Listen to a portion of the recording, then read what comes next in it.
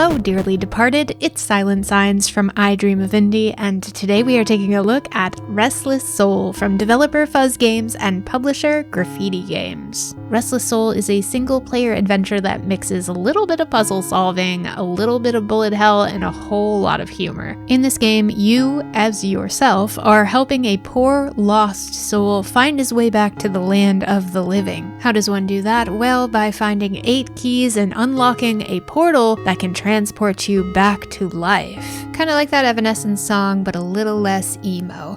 Also, you're not the only one who wants to find all 8 keys and get to that portal. The evil Dr. Kroll and his minions plan to stand in your way. Gameplay in Restless Soul is spookily simple. You are guiding the spirit around screen. You do have a dash, which eventually turns into a run. You also have the ability to shoot using the right stick, and an interact button, which you can use to either read the various signs that you're going to come across, and trust me, you will want to read them all. You'll also use that to interact with the other characters, to pick up items, etc., etc. You've played a game before, and I certainly don't want to beat a dead horse, at least not in the presence of all these ghosts. The game's menu, maps, and extras are presented in the form of the after phone, which is a formatting that I've seen before in other games, but perhaps not quite this humorously. Your after phone is even equipped with a camera, which you can use to take photos with the other entities that you're going to encounter, and I highly recommend doing so. Some of them have some pretty witty retorts to your selfie taking. Much of what you'll be doing during your time with Restless Soul is exploring these environments, walking from town to town and gathering collectibles such as letters, taking on little mini missions from NPCs, and eventually making your way to a tower where you'll have to take on baddies with your square bullets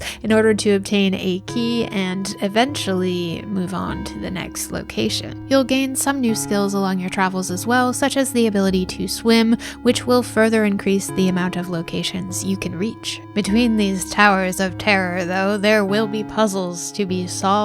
I wouldn't say they are challenging puzzles necessarily, though at the end of the day, any puzzle is challenging for me. For the most part though, these had very clear solutions and a correct way to approach them. If you happened to solve them incorrectly, you can always reset and try again, but they're not super punishing, and in fact, you can say the same thing about the entirety of this game. Even after a death, you will just simply return to the previous room you were in. There's not a huge punishment for dying, which makes sense because, I mean, you're already dead. Isn't that punishment enough? You have a health bar and potions that you can collect and consume, but at the end of the day, death is only the beginning after all. Again, I wouldn't necessarily describe this as a challenging title, but if you do want to adjust the difficulty, there are some settings like a God mode and a player strength multiplier that you can play around with. For me, personally, the real joy of Restless Soul did not come from the game's mechanics. It performed fine, the gameplay is effective enough, my game did crash once, but it's been updated since and no issues after that point.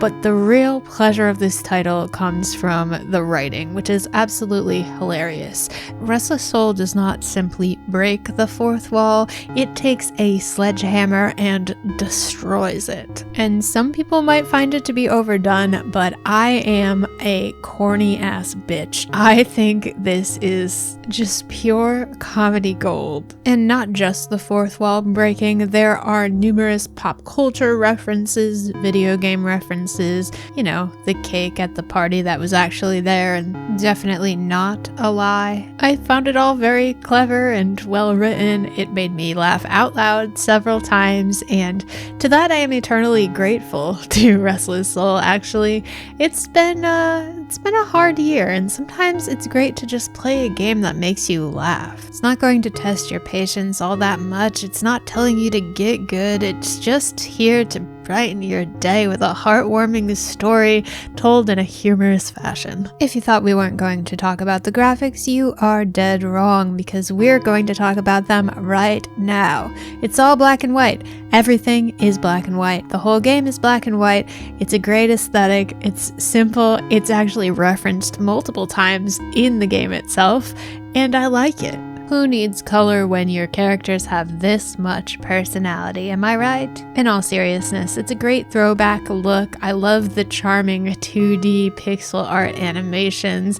It's absolutely adorable. Despite the seemingly restrictive nature of this 2D pixel animations on a 3D pixel environment with only grayscale, they still managed to make all these environments look different, and to that I say thank you. It kept things fresh and exciting. There are new, different portions of the game around every corner, and you really want to push on and see what the next environment, the next puzzle, the next mini adventure is going to look like. I did enjoy the graphics greatly, and I enjoyed the soundtrack as well. It's simple, it's synthy, it's catchy, it's fun, it fits the environment that they've created perfectly. I couldn't think of a better way to support the graphics than with this fun soundtrack.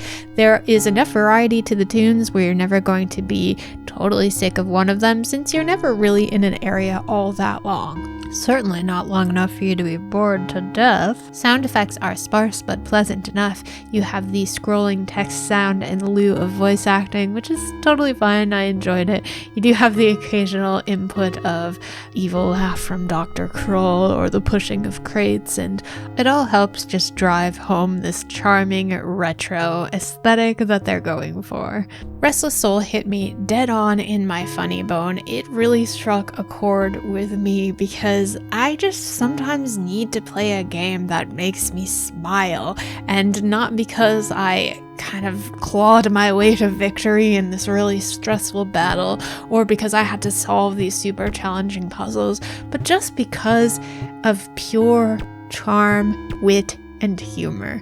This game's not going to be for everyone. If you're looking for an insane bullet hell challenge based on the description of this title, perhaps set your sights elsewhere. But if you are looking for a good time and a few laughs, and you have a super corny sense of humor like myself, you are in for the time of your afterlife.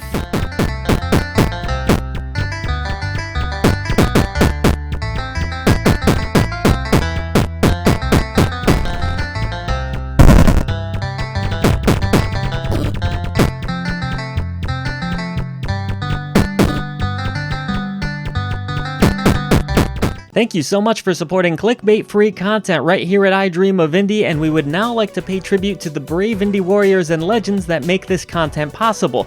At the Indie Warriors tier, we have Bill, Adriana Amato, CJR, Julian Colbus, Ray Lynn, Marky Mint, Dave Harp, Peekaboo, Lex Noyle, Christian Cruz, PSC, Solaru C, Chic Geek, Ancha277, Acrophobe, Raphael Andrioli, Marty DMF, and Randy Pinball.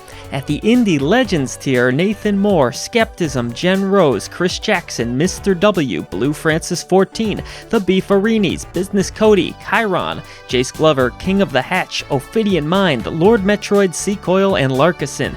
Thank you so much for everything that you do for independent developers, publishers, and for I Dream of Indie. Help us bring a voice to the voiceless ones in gaming.